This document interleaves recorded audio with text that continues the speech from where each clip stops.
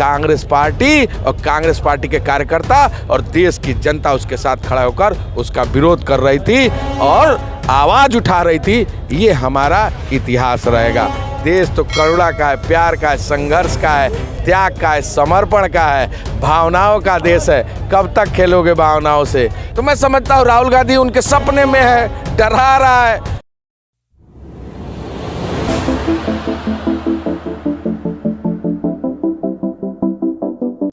नमस्कार, आदाब। आपके साथ मैं इमरान। मैं अकेला ही चला था साहिब मंजिल की तरफ। लोग जुड़ते गए, कारवां बनता गया। कन्याकुमारी से कश्मीर तक भारत जोड़ो यात्रा चल रही है। विपक्ष के सबसे बड़े नेता राहुल गांधी इन दिनों भारत जोड़ो यात्रा पर हैं। कन्याकुमारी से चली कई राज्यों को जोड़ते हुई महाराष्ट्र और जो है राजस्थान, हरियाणा होते हुए अब जो यात्रा है वो दिल्ली पहुंच चुकी है। देश की राजधानी दिल्ली में यात्रा है। मेरे पीछे आप लाल किला देख पा रहे होंगे। लाल किला पर अभी विपक्ष के सबसे बड़े नेता राहुल गांधी भाषण दे रहे थे, लेकिन आपके मोबाइल की स्क्रीन पर एक चेहरा आप देख पा रहे होंगे। प्रदेश अध्यक्ष, उत्तर प्रदेश कांग्रेस पार्टी के प्रदेश अध्यक्ष हैं अजय कुमार लल्लू। संघर्षशील नेता, जिस समय ये थे प्रदेश अध्यक्ष, सोई कांग्रेस में डाल दी थी जान। अपनी गिरफ्तारियों के लिए जाने जाते थे, आंदोलन के लिए जाने जाते थे। एक एक दिन में रिकॉर्ड है कि जो है 20-20, 25-25 बार दी हैं गिरफ्तारियां। सबसे पहले भारत टीवी न्यूज़ को समय देने के लिए बहुत बहुत स्वागत है। धन्यवाद, धन्यवाद। और पहला सवाल यही रहेगा, राहुल गांधी भारत जोड़ो यात्रा पर है, क्या मानते हैं, कितनी सफल मानते हैं इस यात्रा को? ये उत्साह, भीड़ और जुनून देख रहे हैं, ये लोगों का प्यार और समर्थन देख रहे हैं। यही तो भारत जोड़ने की एक कवायद है जिसको आदरणीय राहुल गांधी जी पूरा कर रहे हैं। देश की आवाज़, देश का विश्वास, देश का भरोसा आदरणीय राहुल गांधी जी के साथ खड़ा है और मैं समझता हूं कि नए युग के तरफ भारत जाने का संकेत है। निश्चित तौर से देश बदलेगा और राहुल गांधी का युग आएगा। राहुल गांधी का एक बयान सबसे ज़्यादा हुआ वायरल। उन्होंने कहा, मैं नफरत के बाजार में मोहब्बत की दुकान खोलने आया हूं। आपको क्या लगता है कि नफरत के बाजार में जो मोहब्बत की दुकान खुलने जा रही है, ये कितनी चलेगी? देखिए, आपको यह समझना होगा कि भारत की तासीर क्या है, भारत की परंपरा क्या है, संस्कृति क्या है। भारत अनेकता में एकता, संप्रभुता अखंडता और देश को जोड़ने विभिन्न धर्मों, विभिन्न जातियों, विभिन्न संप्रदाय को मानने वाला देश है। और मैं समझता हूँ यहाँ किसान भी रहता है, नौजवान भी रहता है, गरीब भी रहता है, मजदूर भी रहता है, जिनकी कुछ ज़रूरतें हैं जो देश के सरकार का कर्तव्य है। और मैं समझता हूँ जो सरकार आज पूरी तरह विमुख हो चुकी है, संसद में, विधानसभाओं में, जहाँ उनकी सरकारें हैं, जहाँ लोगों पर अन्याय, जुल्म, अत्याचार हो रहा है, शोषण हो रहा है, उसी को लेकर आदरणीय राहुल गांधी जी ने कन्याकुमारी से कश्मीर तक की यात्रा तय की है। और मैं समझता हूँ कि आज दिल्ली में आए हैं। पहले दिन हम लोग कन्याकुमारी में थे, दूसरी बार तमिलनाडु, आंध्र प्रदेश, कर्नाटक, मध्य प्रदेश, महाराष्ट्र, हरियाणा और अब दिल्ली में आए हैं। उत्तर प्रदेश जाएंगे, पंजाब जाएंगे, उसके बाद हम जो है कश्मीर तक की यात्रा तय करेंगे। तो ये जितने राज्यों में गए हैं, अलग अलग उनकी परंपरा, केरल की अलग परंपरा, महाराष्ट्र की अलग परंपरा, कर्नाटक की अलग परंपरा और आदिवासी भाई बहन, जो गरीब, मजदूर, जो लोग, उन लोगों से संवाद, बातचीत, जो भारत के मूल आधार है, जो भारत का मूल तंत्र है, जो भारत की मूल पहचान है, उसी को एक साथ एक मंच पर जोड़ने की शुरुआत आदरणीय राहुल गांधी जी ने की है। राहुल गांधी ने एक बयान में कहा कि मैं पुराने राहुल गांधी को बहुत पीछे छोड़ चुका हूं, ये नया राहुल गांधी है। इस नए राहुल गांधी में किस तरह का बदलाव देखते हैं आप? देखिए, अभी वो भाषण दे रहे थे, उन्होंने क्या कहा कि उनकी गलती हुई कि उन्होंने किसानों के लिए भूमि अधिग्रहण बिल लाने की शुरुआत की, लड़ाई लड़े, संघर्ष किए, सदन में ज़बरदस्त तरीके से सपोर्ट करके कांग्रेस पार्टी की सरकार में उस बिल को उन्होंने स्वीकृत कराया। और जब वो भूमि अधिग्रहण बिल वो ला दिए, पेशा ला दिए, वनाधिकार समिति का गठन कर दिए, वनाधिकार कानून ला दिए, तब से यह देश का जो सबसे बड़ा उद्योगपति अदानी और अंबानी, ये दोनों लोग मिलकर कहीं ना कहीं इस देश के सारी संपत्तियों पर कब्जा करते जा रहे हैं। और मैं समझता हूँ कि ये सरकार अदानी और अंबानी की है और जो लोग आज सारे जो मीडिया है, मेन स्ट्रीम मीडिया है, उस पर कब्जा किए हुए हैं। और कहीं ना कहीं उस मेन स्ट्रीम मीडिया जो उनके हाथ में है, अभी एनडीटीवी के एक पत्रकार को देखा कि कैसे वो बेचारे रो रो कर अपनी बुरे हाल को, दौर को बता रहे थे। तो ये जो आवाज मीडिया को दिखानी चाहिए थी, विपक्ष के रूप में काम करना चाहिए, आलोचना करना चाहिए सरकार की, वो कांग्रेस की आलोचना करती है, अन्य विपक्षी दलों की आलोचना करती है, लोगों को गुमराह करती है। मैं समझता हूं कि जो मीडिया के साथ साथ देश की संसद में आज माइक बंद कर दिया जाता है, विधानसभाओं में माइक बंद कर दिया जाता है, किसी को बोलने की आज़ादी नहीं है, तो निश्चित तौर से ये जो शुरुआत है, जो ये परंपरा है, जो उन्होंने यात्रा तय की है, एक नई क्रांति आएगी और बदलेगा भारत, बदलेगा देश। मीडिया भाजपा आरएसएस की तरफ से जो लगातार कांग्रेस पार्टी और राहुल गांधी की जो छवि धूमिल की जा रही थी, इस यात्रा से उसमें कितना फर्क आएगा?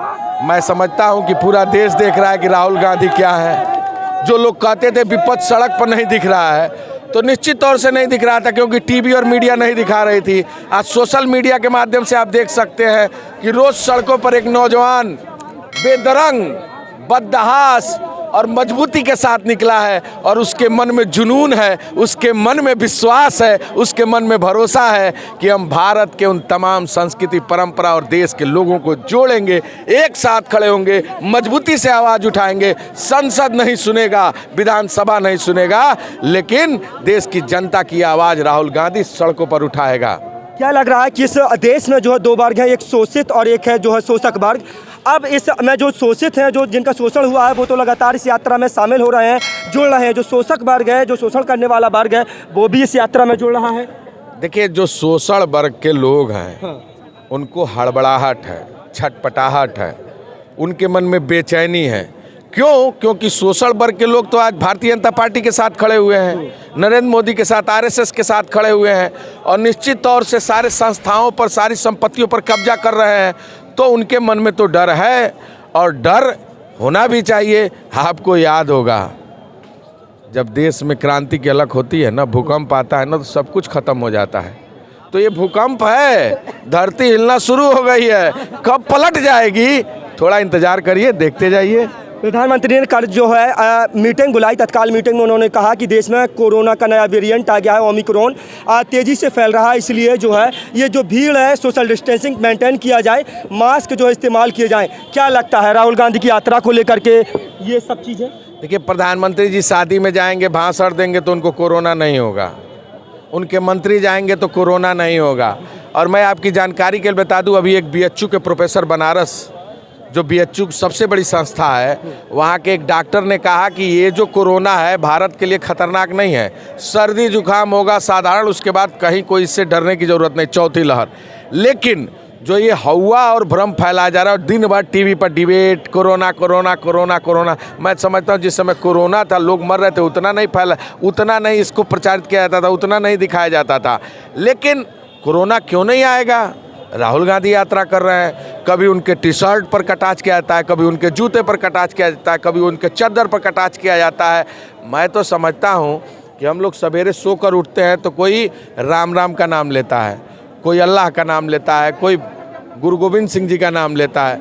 तमाम संप्रदाय और धर्म के लोग अपने अपने धर्म गुरुओं का नाम लेते हैं, अपने अपने भगवान का नाम लेते हैं।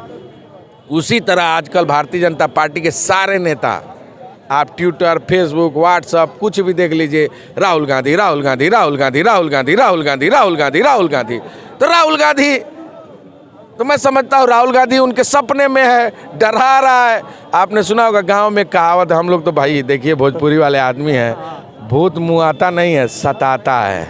तो सता रहे हैं राहुल गांधी, आत्मा बेचैनी की तरफ भटक रही है। लल्लू जी, अंतिम सवाल है, कांग्रेस पार्टी के राष्ट्रीय अध्यक्ष मल्लिकार्जुन खड़गे का बयान। उन्होंने कहा कि कांग्रेस पार्टी का इतिहास रहा है, शहादत का इतिहास रहा है, तमाम नेताओं ने देश के लिए शहादत दी है, लेकिन भारतीय जनता पार्टी और आरएसएस के पास ऐसा कोई इतिहास नहीं है। अगर इतिहास है तो बताएं।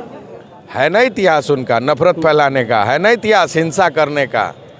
देश में 1942 में जब बंगाल में सरकार पहली बार बनी थी, तो आपको याद है ना, मुस्लिम लीग और हिंदू लीग मिलकर बनाई थी, श्यामा प्रसाद मुखर्जी जी वित्त मंत्री बने थे, हैं। और 47 में जब सरकार बनी, तो ये कितने दोगले लोग हैं कि उस समय मुस्लिम लीग के साथ मिलकर सरकार बना लिए सत्ता का मलाई काटने के लिए, और आज कहते हैं मुसलमान से देश खतरे में है। अरे भैया, देश तो आपसे खतरे में है, जो आप नफरत का जाल बो रहे हैं। देश तो करुणा का है, प्यार का है, संघर्ष का है, त्याग का है, समर्पण का है, भावनाओं का देश है। कब तक खेलोगे भावनाओं से? कौन कहता है कि आसमान में छेद नहीं हो सकता?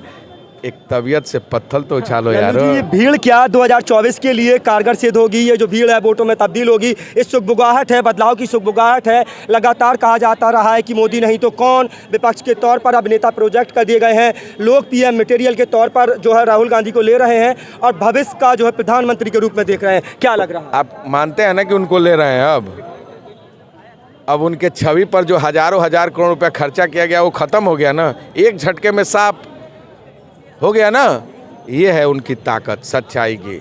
और जो मैं समझता हूँ कि जो हालत है, आपने कहा कि 2024, भैया मेरे, आप इसको चुनाव से बिल्कुल मत लीजिए। ये हम राजधर्म का पालन कर रहे हैं। राजधर्म क्यों? जब इतिहास पूछेगा हमसे कि एक शासक तानाशाह बनकर नौजवान किसानों के ऊपर अत्याचार कर रहा था, गरीबों के ऊपर अत्याचार कर रहा था, गरीब पिछड़े दलित आदिवासियों के अधिकारों को छीन रहा था, संविधान के साथ खिलवाड़ कर रहा था, उस समय कौन ऐसा व्यक्ति था जो सड़कों पर उसके खिलाफ आवाज़ बुलंद कर रहा था? उस समय याद आएगा कांग्रेस पार्टी और कांग्रेस पार्टी के कार्यकर्ता और देश की जनता उसके साथ खड़ा होकर उसका विरोध कर रही थी और आवाज़ उठा रही थी। ये हमारा इतिहास रहेगा। बाकी ऊपर वाला जाने क्या होगा। बहुत शुक्रिया, हमें समय देने के लिए बहुत बहुत शुक्रिया। ये थे हमारे साथ कांग्रेस पार्टी के उत्तर प्रदेश के पूर्व प्रदेश अध्यक्ष अजय कुमार लल्लू, जिन्होंने हमारे तमाम सवालों के जवाब पूरी बेबाकी के साथ दिए हैं और ये साफ तौर पर कह दिया है कि ये जो चुनाव है वो प्रधानमंत्री बनाने के लिए नहीं, ये राजधर्म का पालन किया जा रहा है। अजय कुमार लल्लू से बातचीत की। अपने साथी कैमरा पर्सन नाजिस अंसारी के साथ 12 टीवी न्यूज़ के लिए लाल किला से इमरान मंसूरी की रिपोर्ट। नमस्कार।